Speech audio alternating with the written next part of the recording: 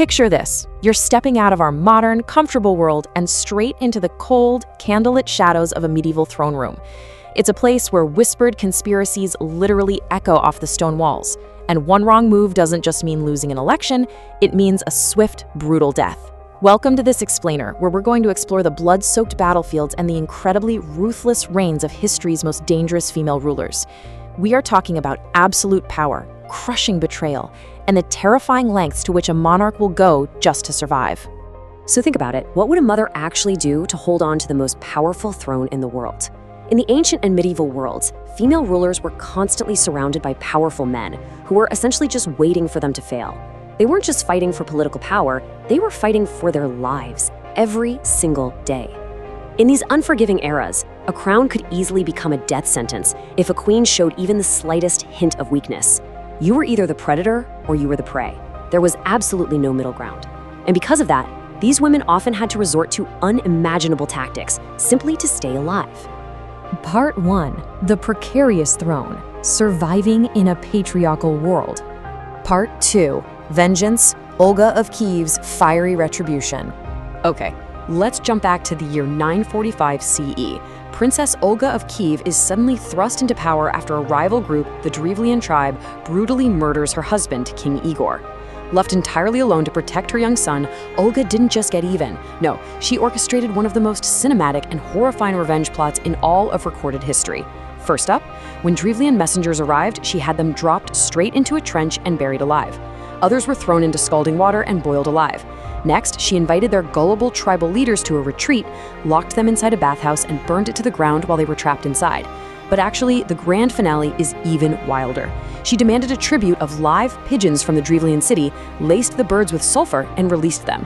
Imagine standing on the walls of that city, watching the night sky light up as fiery birds return to their nests, burning the entire settlement to ash. Part 3. The Blood Feud, the deadliest royal rivalry. Moving forward to 6th century Francia, we uncover a chilling 45-year war between two incredibly ruthless rival queens.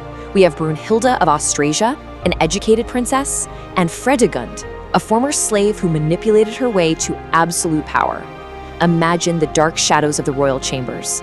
King Chilperic's wife, Galswintha, who by the way was Brunhilde's sister, is asleep in her bed. But Chilperic's mistress, Fredegund, wasn't about to just be sidelined. She orchestrated a horrifying assassination in the dark, convincing the king to have Galswintha strangled in her sleep so Fredegund herself could take her place as queen.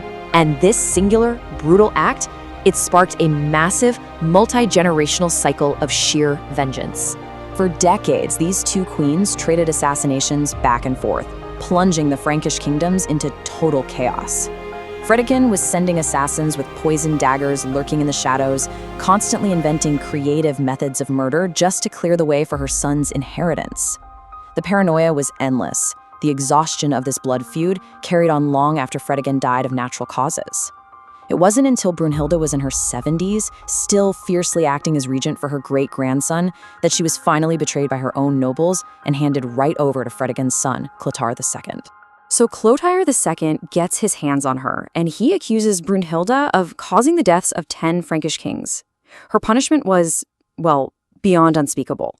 As the historical text, the Liber Historiae Francorum, describes it, she was tied to a camel and paraded before the jeering army. Then she was tied to the feet of wild horses and literally torn apart, limb from limb. Her remains were then thrown into the fire. It's a grim, visceral reminder that for a fallen queen, there was absolutely no mercy. Part 4. The Ultimate Sacrifice, Eliminating Flesh and Blood. Now, it's one thing to fight external rivals, like Brunhilde and Fredegund's dead, but other empresses turned their deadly ambitions completely inward, sacrificing their own flesh and blood to maintain authority. In the Byzantine Empire, Empress Irene of Athens co-ruled with her son, Constantine VI. When he grew older and tried to banish her, she didn't just step down, she led a rebellion, detained him, and had his eyes gouged out. And get this, she did this in the exact same room where she gave birth to him. I mean, the dark irony of that is just staggering. Meanwhile, over in China, Empress Wu Zetian allegedly murdered her own infant daughter just to frame a political rival. And later on, she forced her own grandchildren to commit suicide when they dared to openly criticize her reign. Now, looking at that, it's so easy to just write someone like Wu Zetian off as a monster. But we really have to look at the brilliant, albeit desperate maneuvering behind her actions. She was navigating a very strict, male-dominated Confucian system that fundamentally rejected female rulers. So to survive, she completely bypassed the patriarchy by allying herself with Buddhism to legitimize her rule. She challenged those rigid gender norms because she had to, providing this unprecedented example of female leadership that actually held the Tang dynasty together and brought China into a vibrant cultural era for over 50 years. Part 5. Reigns of Absolute Terror. Controlling the Masses. Stepping away from palace intrigue and family betrayal for a second, we really need to examine the queens who used psychological terror to keep entire nations under their heel. Imagine the thick smell of smoke rising across 16th century England. Queen Mary I, in a violent attempt to reverse her father Henry VIII's religious reforms and return the country to Catholicism, ordered approximately 300 Protestants to be burned alive at the stake for heresy. This horrific 5-year campaign of mass execution is exactly what forever earned her the infamous moniker, Bloody Mary. But if you think that's staggering, we have to talk about the reign of Ranavalona I of Madagascar in the 19th century. Entering the royal family as a commoner, she fought off all her rivals to rule for over 30 years. Her extreme isolationist policies, brutal forced labor practices, and relentless mass executions caused the population of Madagascar to plummet by an unbelievable 75%. To put that into perspective, that number is just hard to even wrap your head around. To maintain this suffocating grip on her people, Ranavalona utilized a terrifying physical test of loyalty called the Tangana Ordeal. Picture yourself standing accused before the crown. You are forced to swallow a highly poisonous nut from the Tangana tree, along with 3 pieces of raw chicken skin. If you can vomit up all 3 pieces of skin, you're declared innocent. But if you fail, the poison kills you in horrific, writhing agony. It was a trial by ordeal that almost always ended in a horrific death. Part 6. The Price of the Crown. Judging the Queens of History. As we look back at these staggering body counts, we've got to take a step back and look at who actually wrote these historical records. Almost exclusively, they were written by their male enemies, the very people who sought to depose them. These women operated in violently unforgiving eras without the institutional support that male kings just naturally enjoyed. They lived under the constant, suffocating threat of being overthrown or assassinated. For them, showing mercy was often the fastest way to the executioner's block.